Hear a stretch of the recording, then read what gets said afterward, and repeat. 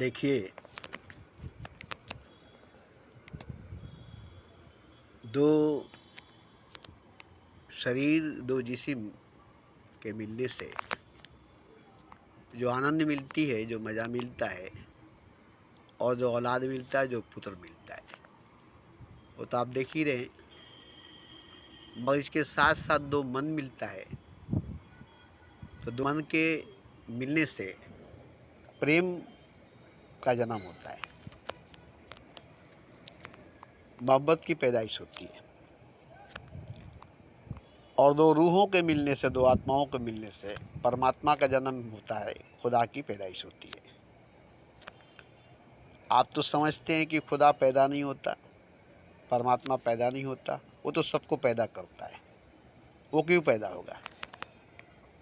वो तो सबको जन्म देता है, वो क्यों जन्म लेगा? वो तो अजन्मा है, वो फिर क्यों जन्म लेगा? ये गलत धारणा है, ये गलत विचार है। जो सबको जन्म दे सकता है, वो खुद को जन्म क्यों नहीं दे सकता?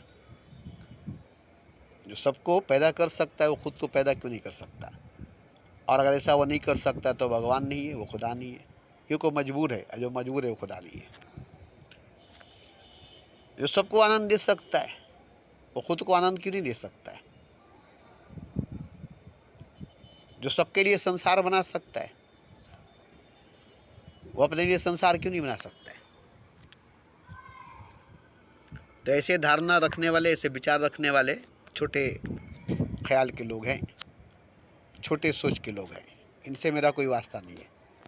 ऐसे लोगों के लिए मेरी वीडियो नहीं है। वो मेरी वीडियो को नहीं सुने, मेहरबानी करके मेरी वीडियो से दूर रहे, मेरी बातों से दूर रहे, और मुझसे, मेरी परछाई से, मेरे साए से भी दूर रहे। मैं ऐसे लोगों को नहीं समझता। ये बहुत गिरे हुए, बहुत नीचे, बहुत गिरे हुए, बहुत नीचे, बहुत मरे हुए लोग हैं। इनको ऊपर उठाते उठाते खुद गिर जाना पड़ेगा, उनको जिंदा करते करते खुद मर जाना पड़ेगा, इनको होश में लाते लाते खुद बेहोश हो जाना पड़ेगा, इनको बचाते बचाते खुद डूब जाना पड़ेगा। हम इतने डूबे हुए हैं कि हम पे हमदर्दी का नजर डालने वाला खुद ही डूब जाएगा। ऐसे लोग ये सब हैं, और मैं ऐसे लोगों से दूर रहता हूँ। मैं ही क्या, खुदा भी दूर रहता है। खुदा भी चुनता है ऐसे ऐसे लोगों को जो ऊपर उठने में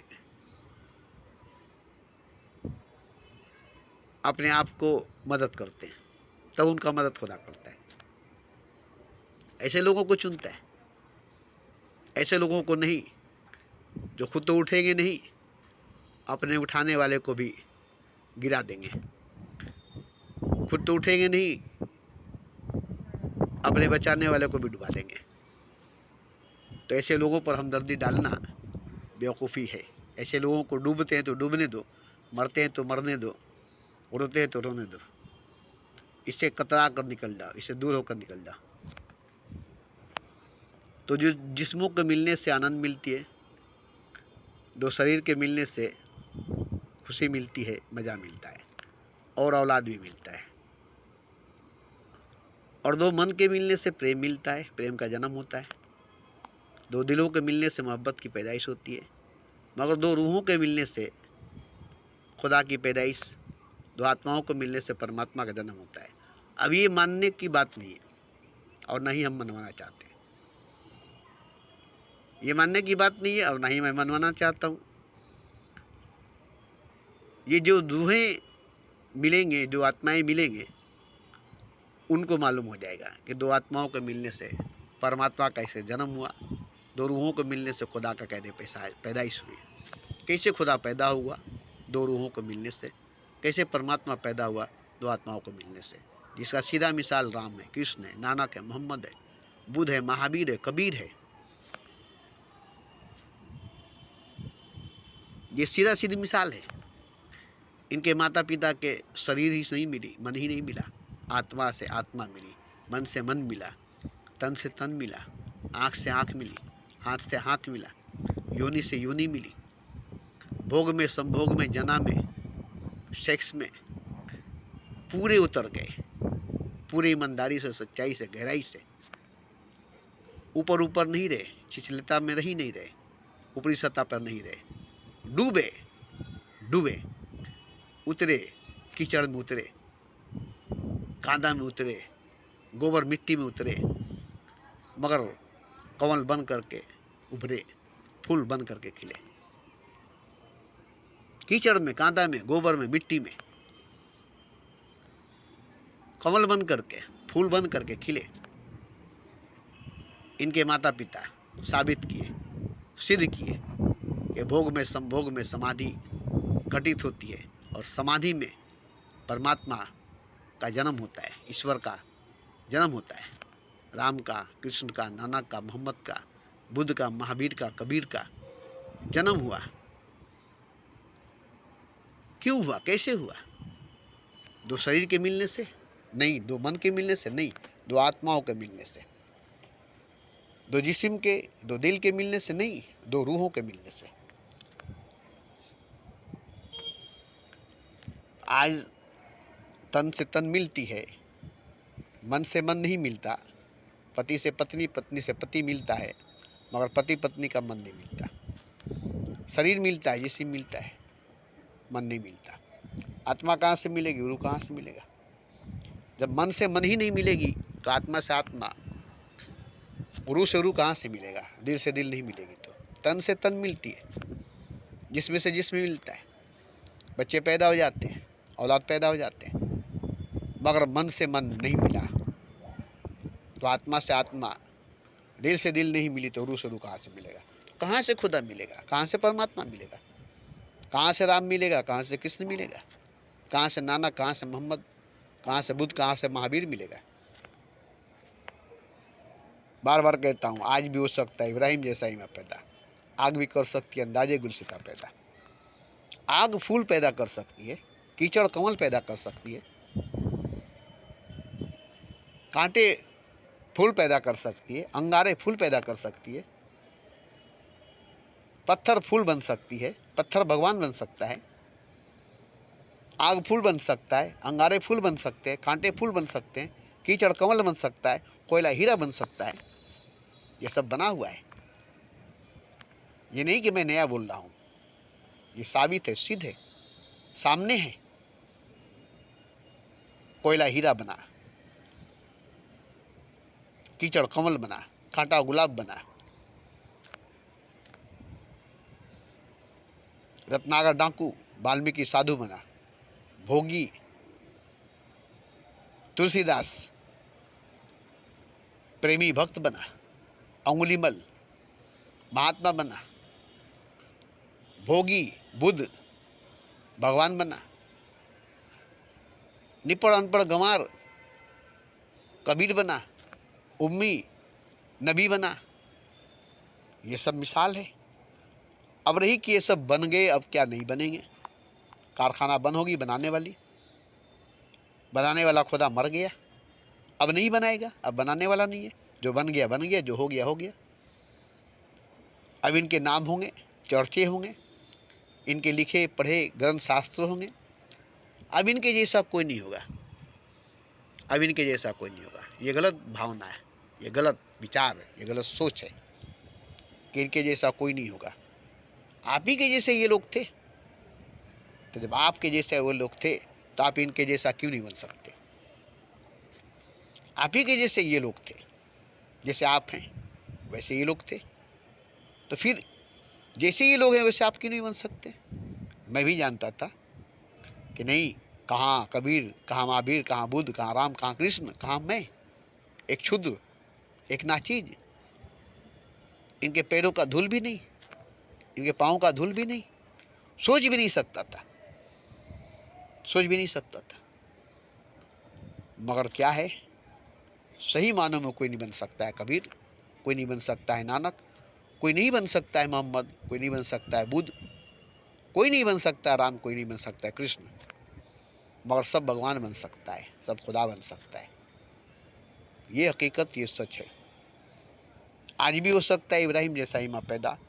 आग भी कर सकती है अंदाजे गुलसिता पैदा।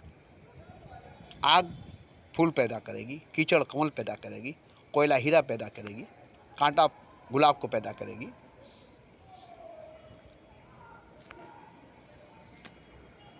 आज नहीं होगा ऐसा बात नहीं है, आज नहीं होंगे ऐसी बात नहीं है। क्यों कि ये लोग हुए नहीं, इनको किया गया।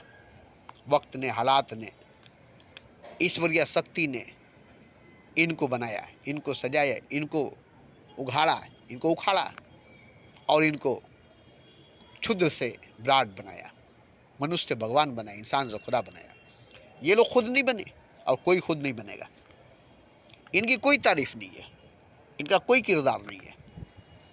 नहीं पढ़, अनपढ़, गंवार, उम्मी, जाहिल, डाकू, कातिल कैसे बन सकता है? वाल्मीकि कैसे बन सकता है? अंगुलीमल, महात्मा कैसे? अय्यास, भोगी, बुद्ध, भगवान कैसे बन सकता है? कैसे उम्मी नबी बन सकता है? ये लोग खुद नहीं बने, इनको बनाने वाले ने बनाया। और जब इनको बनाने वाले ने बना दिया तो बनाने वाला किसी को भी कुछ बना सकता है। विवेकानंद ने कहा, कोयले को कोयला मत समझो, हो सकता है कल ये हीरा बन जाए। कोयले को कोयला मत समझो, हो सकता है कल ये हीरा बन जाए। और हीरे को हीरा मत समझो, हो सकता है कि कल ये पत्थर बन जाए। वक्त किसको क्या बना देगा? वक्त की गर्दिश में क्या हुकूमत, क्या समाज। वक्त की ठोकर में है फूलों का ताज।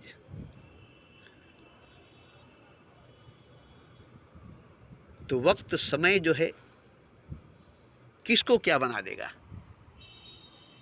कोई नहीं जानता है। हम भी नहीं जानते थे, हम भी नहीं जानते थे।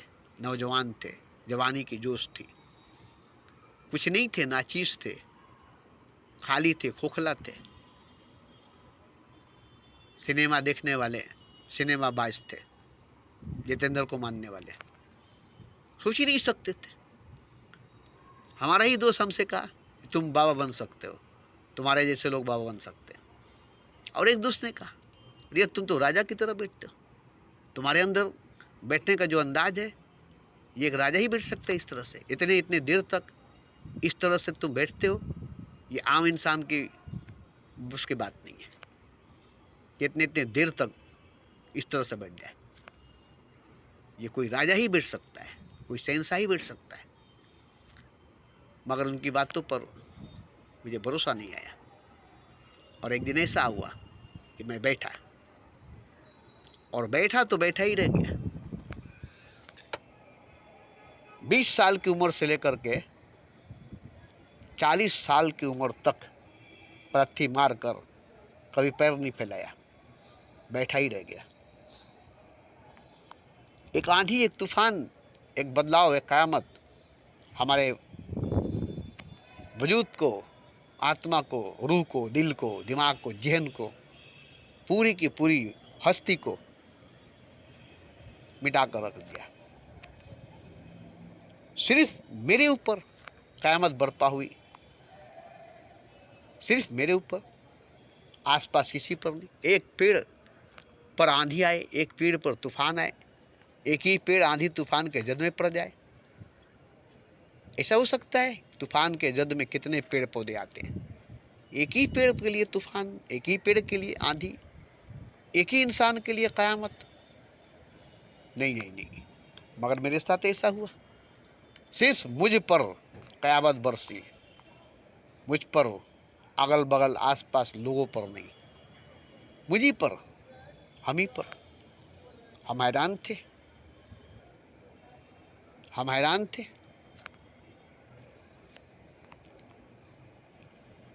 तो क्या है कि बरसात जब होगी और आप घर में खिड़की दरवाजे बंद करके बैठ जाएंगे, सो जाएंगे, तो एक बूंद भी आपके जिस्म पर नहीं पड़ेगी। लेकिन निकल जाएंगे घर के बाहर छत पर तो बारिश की पानी,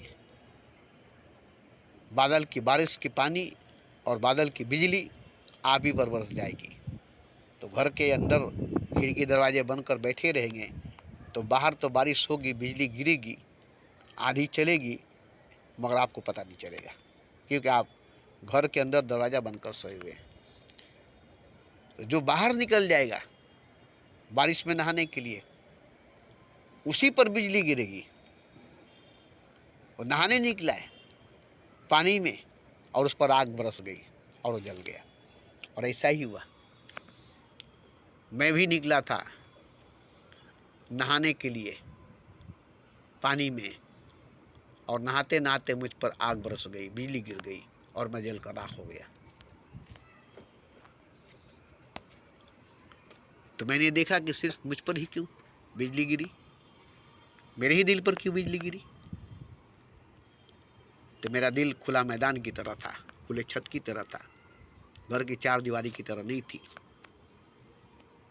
महल की तरह चार दीवारी की तरह नहीं थी, खुले मैदान की तरह थी। इसलिए मेरे दिल पर बिजली गिर गई, क़यामत बरपा हो गई।